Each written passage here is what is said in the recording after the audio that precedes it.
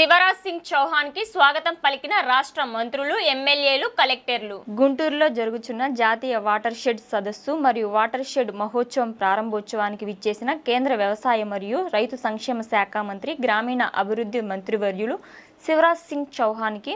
మంత్రి కందుల దుర్గేష్, మంత్రి doctor Pemmasani Chandrasekhar, MLA Galla Madhavi, జిల్లా collector A Tameem Ansariya, joint collector Ashutosh Srivastava, police superintendent Vakul Jindal, Guntur నగర పాలక సంస్థ కమిషనర్ పులి శ్రీనివాసులు పుష్పగుచ్చాలు అందజేసి ఘన స్వాగతం పలికారు.